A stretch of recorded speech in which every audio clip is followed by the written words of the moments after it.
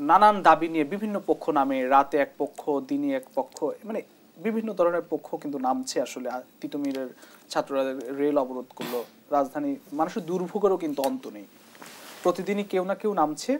আসলে এই যে নানান দাবি নিয়ে নামছে, মানুষের ভোগান্তি বাড়ছে, সমাধান কি করতে পারছে না? না কি মনে হয় আপনার কাছে? সরকার যদি সমাধান না করতে চায় তাহলে আসলে সমাধান হওয়াটা কঠিন। এখন আমার প্রশ্ন হলো যে এই যে একের পর এক আন্দোলন হচ্ছে, সরকার কেন আসলে প্রপার যে মেজারমেন্ট নেওয়া দরকার ছিল সেটি কেন নিচ্ছে না? আপনার একটি আন্দোলন মানে একটি সতর্ক বার্তা, এবং সেই জায়গা থেকে বহু আন্দোলন হচ্ছে এবং এইগুলো আমি মনে করি যে ফেক আন্দোলন, কৃত্রিম আন্দোলন, এবং এগুলো ইচ্ছাকৃতভাবেই তৈরি করা হচ্ছে। এবং সরকারের মহলও জানে যে এই আন্দোলনগুলো পাতানো আন্দোলন, কিন্তু সরকার কোনো একটি ভয়ে আসলে এই আন্দোলনগুলো দমন করছে না। একটি বিপ্লবী সরকারের চরিত্র আসলে কেমন হওয়া দরকার? অত্যন্ত অ্যাকশন ধর্মী। আমরা সিনেমায় যেভাবে দেখি যে একজন নায়ক যে ধরনের অ্যাকশন নেয়, এখন এই বিপ্লবী সরকারের যারা উপদেষ্টা তারা তো নায়ক। মানে অ্যাকশন মানে কি রকম অ্যাকশন? আপনি অ্যাকশন মানে যেখানেই সমস্যা সেখানেই সমাধান, এটাই তো অ্যাকশন। কিন্তু আমরা দেখতে পাচ্ছি যে তারা আসলে অলস, তারা চেয়ারের মজা পেয়েছে। এখন বাইরের যে সমস্যা, এই সমস্যা আসলে তারা দেখছে না। কারণ কি? কারণ এই উপদেষ্টারা তারা আসলে বয়সের ভারে তারা আসলে জর্জরিত, এবং এতটাই বয়স যে তারা আসলে নিজেরাই বলছে যে এই সমস্যা দেখে তো আমার আসলে মাথা হ্যাং হয়ে যাচ্ছে।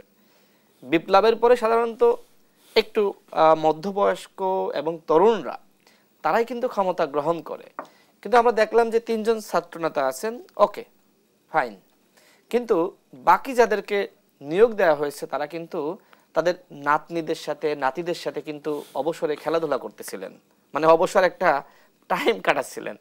এই মানুষগুলোকে কি করা হলো যে ধরে এনে এক প্রকার জোরপূর্বক এই দায়িত্ব দেওয়া হয়েছে। এখন কেউ কেউ নাকি মিটিংয়ে বলে আমার বুকে ব্যথা, আর কয়দিন বাসি, বলা যায় না কি দিয়ে কি করব, রাষ্ট্রের এই অবস্থা।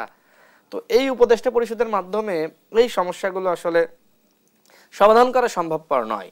যে কারণে আমরা বারবার বলে আসছি যে উপদেষ্টা পরিষদ পুনর্গঠন করেন, সংস্কার করেন।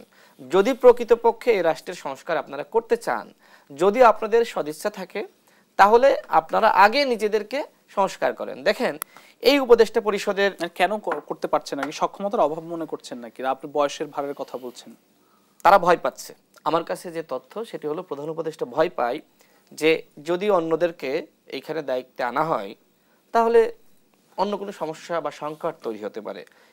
বিশ্বাসের ঘাটতি রয়েছে প্রধান উপদেষ্টা। মানুষের কিন্তু ভোগান্তি বাড়ছে রাজপথে। এক্স্যাক্টলি, এই জন্যই বলছি যে প্রধান উপদেষ্টা যদি তার বিশ্বস্ত মানুষের বাইরে অন্য কারোর উপর বিশ্বাস না রাখতে পারেন তাহলে কিন্তু কোনোভাবে রাষ্ট্র চালানো সম্ভবপর হবে না।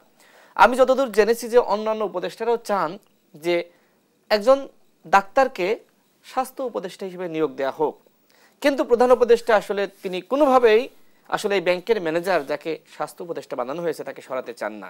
এতটাই আস্থা বিশ্বাস তার উপরে যে তিনি একজন ডাক্তারকে বিশ্বাস করতে পারছেন না। তিনি একজন ব্যাংকের ম্যানেজারের মাধ্যমে তিনি আসলে চিকিৎসা দিতে চাচ্ছেন। তো এই হচ্ছে এই রাষ্ট্রের অবস্থা।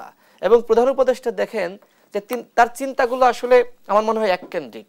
তিনি এখন একটি কিংস পার্টির ব্র্যান্ড অ্যাম্বাসেডর হয়েছেন। এই কথা বলার কারণে অনেকে আমার উপর ক্ষুব্ধ হচ্ছে। প্রধান উপদেষ্টা তো আমার, আপনার, আমাদের সবার, বিএনপি, জামাত, গণ অধিকার পরিষদ, ছাত্রদের, বৈষম্যবিরোধী ছাত্র আন্দোলনের। কিন্তু তিনি কি করছেন?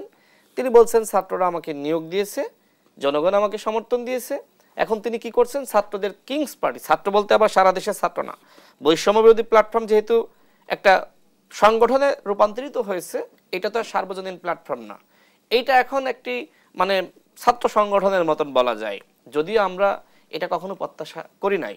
তো এখন প্রধান উপদেষ্টা এই প্ল্যাটফর্মের যে রাজনীতি, সেই রাজনীতি প্রতিষ্ঠার কাজেই বেশি মনোনিবেশ দিচ্ছেন। তিনি যদি রাষ্ট্র সংস্কার করতে চাইতেন তাহলে তিনি কি করতেন?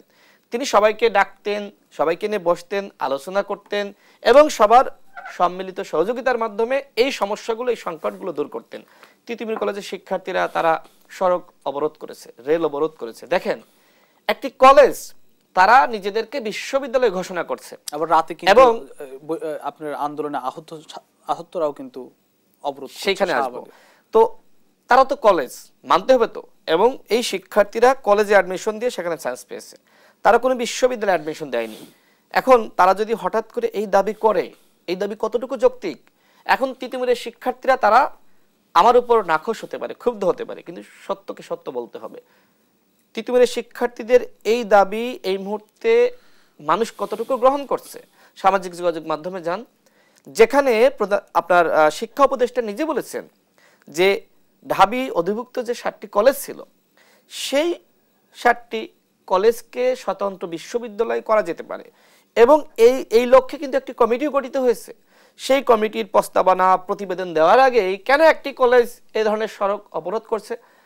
আগামীকাল যদি ঢাকা কলেজ এই ধরনের সড়ক অবরোধ করে, ইডেন কলেজ যদি করে, অন্যান্য কলেজ যদি করে, বাংলাদেশের যতগুলো কলেজ রয়েছে এই প্রত্যেকটা কলেজ যদি দাবি করে যে আমরা আর কলেজ থাকবো না, আমরা এখন বিশ্ববিদ্যালয়ে রূপান্তরিত হব,